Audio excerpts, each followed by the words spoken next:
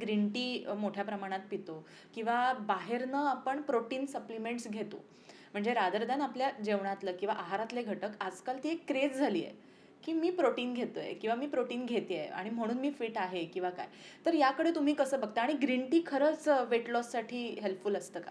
हे बघ, आता ग्रीन टीचं जर का म्हणणं झालं तर अतिप्रमाणात प्रत्येक गोष्ट ही चुकीचीच आहे. बरोबर. मी सजेस्ट करेल की तुम्हाला समजा एखादी बाई आली आहे, तिला चहा प्रचंड आवडतो, पण तिला सांगितलंय की चहा प्यायचा नाहीये, ग्रीन टीच प्यायचा तुम्ही. मग मी काय करते, ठीक आहे तुला ग्रीन टी पाजायचं आहे ना, मग तू काय कर, एक वेळेला चहा दे साधा आपला, एक वेळेला ग्रीन टी दे. 10 वेळेला ग्रीन टी घ्यायची गरज नाहीये, कारण तो परत तुमच्या सगळ्या चांगल्या गोष्टीच्या पचन व्हायला पाहिजे त्याला पण अवरोध निर्माण करत असतो. म्हणून एक किंवा 2 वेळेला साधारण टपरी, बघ, चहा आणि कॉफी काही घ्या, टपरीवाला कप, लक्षात ठेवा तुम्हाला त्रास होणार नाही. दिवसातून 1 किंवा 2 वेळेला, लक्षात ठेवा तुम्हाला त्रास होणार नाही. आणि जे अति घेत असतील ना त्यांनी फक्त एवढंसं करून बघा, ऍसिडिटी, नंतर अपचन किंवा गॅसेस होत आहेत, ब्लॉटिंग होत आहे, हे सगळं ऑटोमॅटिक कमी होईल. त्याच्यामुळे कुठलाही टी घ्या, ग्रीन घ्या, व्हाईट घ्या, ब्लॅक घ्या, येलो घ्या, लेमन घ्या, ब्लू घ्या, ह्याचं प्रमाण हे ठरलंच पाहिजे तरच त्याचा उपयोग आहे.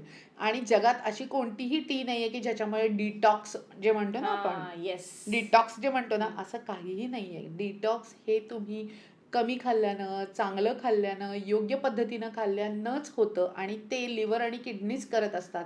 जगातली कुठली गोष्ट अशी ओन डिटॉक्स करणारी नाहीये. तो एक खूप मोठ्या प्रकारचा मिथ आहे, ते गैरसमज आहे की मॅडम मग मला डिटॉक्सला काहीतरी घेऊ का, मग धणे आणि जिऱ्याचं पाणी घेऊ का, सकाळी मी दालचिनी घालून पाणी करते आणि त्यांना मग नंतर तिकडे पाईल्सचा त्रास होत असतो. सकाळी दालचिनीचं पाणी घ्यायचं आणि मग मला पाईल्सचा त्रास होतोय म्हणायचं. ती इतकं उष्ण आहे ना की तुम्हाला ते नाही सूट होत. बऱ्याच लोकांना करोना नंतर किती लोकांना मुळव्यात पाईल्सचे त्रास झाले, कारण ते नाही ते मसाले उकळून पित होते. हो. तू मला सांग, मसाल्याचा जो डब्बा आहे त्याच्यातला चमच्याची साईज काय असते? पोह्यांचा चमचा असतो का छोटा चमचा असतो? मग त्याचा अर्थच तो आहे. जेव्हा तुम्ही चमचा छोटा घेताय तेव्हा त्याचं प्रमाणच कमी हवंय तुम्हाला. ते नाहीतर दालचिनी तर वाटेल तशी खातात, डायबेटीस कमी होतं दालचिनी घ्या, हे कमी होतं दालचिनी घ्या. अरे ती प्रमाणात घ्या आणि ती तुमच्या काळा मसाला, गोडा मसाल्यामध्ये टाकतोच आहे ना आपण. पण ती घेऊन जर का असा त्रास होत असेल तर आधी ते बंद करा. आणि प्रोटीनच्या बाबतीत तुम्ही काय म्हणा? आता प्रोटीनच्या बाबतीत बऱ्याच लोकांना असा ॲडवाइस देण्यात येतो की 2 प्रकारचे प्रोटीन आहे, एक प्लांट प्रोटीन आहे आणि एक व्हे प्रोटीन आहे. बरोबर आहे. आता हे व्हे प्रोटीन आणि प्लांट प्रोटीन याची गरज किती आहे हे पहिल्यांदा ओळखायचं आहे. आता ICMRनेच तुम्हाला 0.8 पर kg असं दिलंय की नॉर्मल लोकांनी तेवढं घ्यायचंय, एक्स्ट्राचे घ्यायची गरज नाहीये. पण ठीक आहे, 0.8नी म्हटलं 60 वर्षाचा आहे, 40 ते 50 ग्रॅम प्रोटीन त्याला लागणार आहे. जेव्हा तू नॉर्मल इंडियन जेवतेस तेव्हा जर का प्रोटीन कॅल्क्युलेट करायचं असेल, एक पोळी तुला 1-2 ग्रॅम प्रोटीन देतं, तो भात आहे तो 3 ग्रॅम प्रोटीन देतं, दही घेतलं तर तुला 5 ते 6 ग्रॅम प्रोटीन मिळतं, त्याच्यामध्ये डाळ असेल तर तुला 10 ग्रॅम प्रोटीन मिळतं, त्याच्यामध्ये परत अजून तू सॅलड घेतलंस त्याच्यामध्ये बरेच अशा गोष्टी आपण घेतात. एका ताटामध्ये ना एक 15 ग्रॅम प्रोटीन, 10 ते 15 ग्रॅम प्रोटीन कॅल्क्युलेशन होतं जर व्यवस्थित सगळं खाल्लं तर तुम्ही. म्हणजे 10 तरी कमीत कमी मी आता सांगितलं त्या असं तुम्ही 3दा खाताय, बरोबर आहे की नाही? मग त्याच्यामध्येच तुम्ही जर का ऍड करायचं तर कंपल्सरी 1 वाटी डाळ ऍड करा.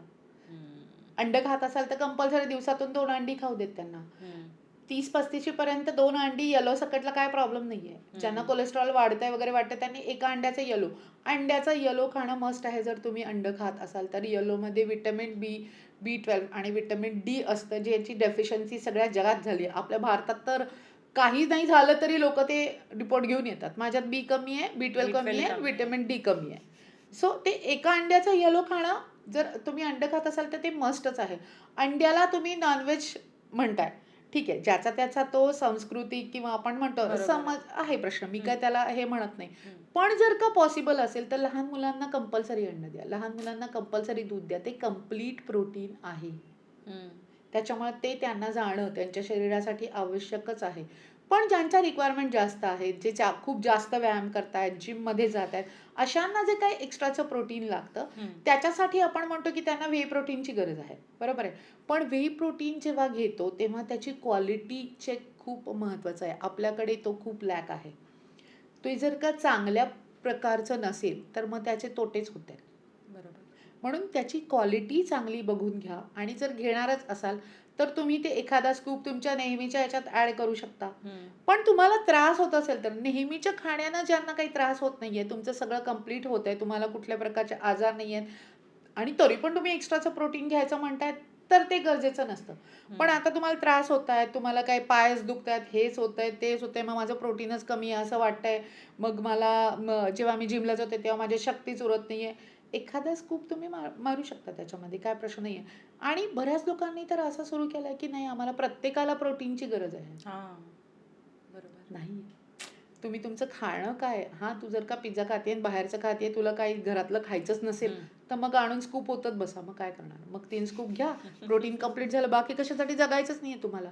तुम्हाला खाण्याच्या आनंदासाठी जगायचंच नसेल, तर तुम्हाला प्रोटीनच लागणार आहे तिथे. खरंय. पण ज्युसेस आणि झोमॅटो हं. हे जे काही खर्च करताय, मग त्या खर्चाला टाळण्यासाठी तो खर्च जर का खूप जास्त होते असं वाटतं, तर त्याऐवजी निदान प्रोटीन स्कूप घ्या. पण चांगल्या क्वालिटीचं प्रोटीन घ्या, त्याने तुम्हाला फायदा होणार आहे. बरोबर.